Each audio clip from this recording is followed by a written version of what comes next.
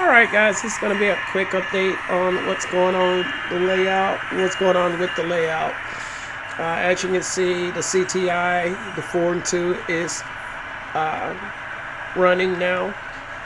If you haven't checked out the live feed, check it out, see what you think.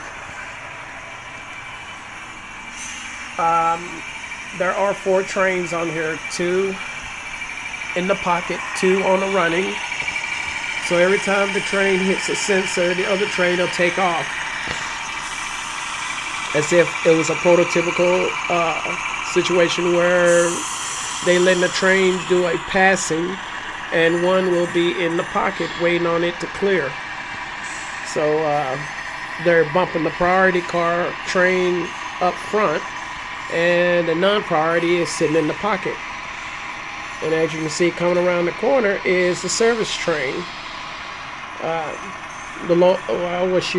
Y'all call it the local service train. I just call it the service switching train. So it's making its way up, and it'll hit the pocket, and then outbound train or the main will head out.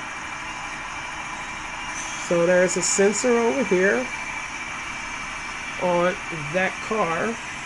Well, actually it's on the UP. It's about to hit the sensor where that yellow car is at. Right about there. So it'll stop. You heard the horn. And then you make another horn.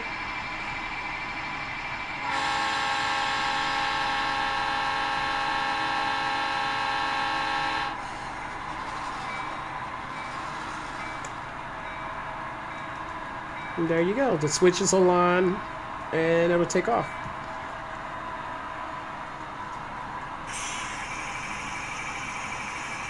Same process over here.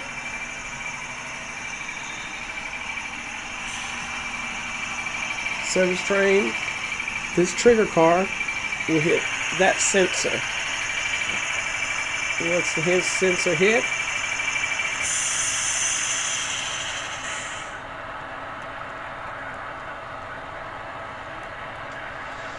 the switches are on. The horn will blow, and the train will slowly make its departure.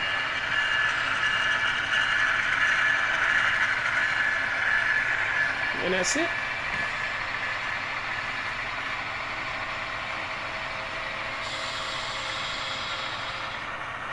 This is what you call a 4 and 2 running. 4 trains, two lines with a pocket track on each line. Now, the end scale.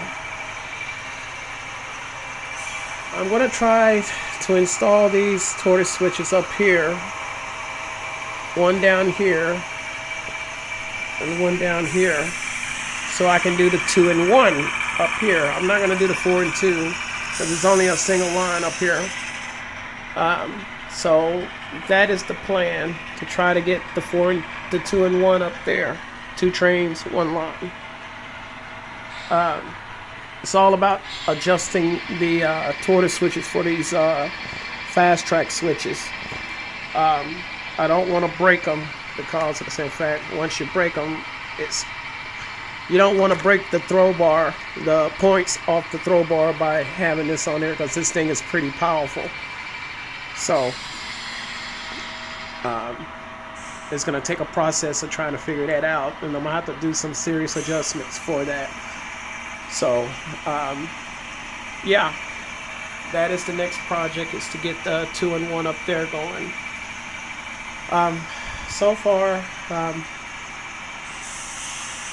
I did do all the rewirings, and so far that is the next project, to clean all that up. Still got a little bit more to go on the wiring, but y'all already know that the fast track switches are wired from each other. There is no power lines going around this layout. The only power lines is to the sensors and to the switches. The track is powered by itself by connections from the outside rail to the inside rail, or vice versa, however you want to call that. So this is pretty much it.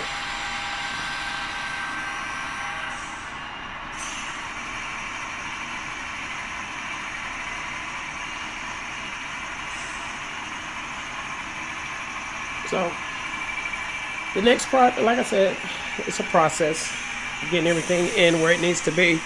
I just put this switch in. I replaced this one that I'm going to send back to Bruce because he is so nice to fix them when I pretty much destroy them. That's the reason why it's well worth the money to invest into these flash tracks from Bruce, because he takes his time and he call it his warranty. If anything messes up on your switch, just send it back to him. So I send them back. These are what I sent to him. And I tell you, I swear to God, I think these are brand new switches. But he said, no, they're not brand new. I just cleaned them up and replaced the ties, and they look brand new. So I am very happy with Bruce's fast track switches, and if y'all ever interested in some of his switches, get in touch with him or get in touch with me, and I'll relay a message to him. They well worth the money. And I tell you what, for the price of a Pico, and these things on my layout don't last long because I do a lot of switching. This thing wears out and you can't replace the spring in them. If you know how to replace the spring in them, please let me know. But I doubt I will ever buy any more Picos. But the fast tracks here, see this? It is all connected. So, doesn't matter what happens, the points will stay aligned. Depending on a throw or tortoise switch, or however you want to do it, these things don't wear out at all. So yes, it's a great investment in these switches, and the warranty is even better. Because I swear to God, these things don't look like this. He said these are my old switches. I tell you, they don't look the same. They don't look as if they are. So, yeah. So that's what's going on this weekend. Well, today, it's to do some track work, maintenance track on the switches, replacing switches, and I'm going to adjust some sensors as well, so that the train will stop at a decent distance away from the switch, because I had that issue with the Canadian National. It kept running over the switch over here because I had the sensor down here. So what I did, I moved the sensor up there, so when it hits that sensor, it'll slowly, gradually have enough space, at least 6 inches away from the switch. So that is the plan. So this is pretty much going to conclude this update. I want to thank everybody for coming and watching the live feeds. These are the N scale. As you can see, practically the same as the HO. So these are going to replace the switches that are up there already. I want to put all Jero switches on my layout. There will be no Atlas or anything of that sort. So that's the plan. So these are some very nice switches. I swear they are. Very, very, very nice.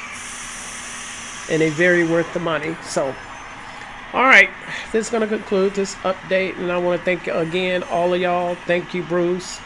Thank you, Roy, Ron, for y'all help on creating the 4 and 2. Couldn't have done it without you. So this is going to be it. Until then, I will see y'all in the live feed whenever I get my internet back up. We have an internet issue here, and I can't get online because there is an internet failure somewhere out here on the lines, power lines. So they supposed to be fixing it, so we'll see. So until then, y'all take care. God bless. Be safe. And I'll see y'all in the live feed. Until then, bye.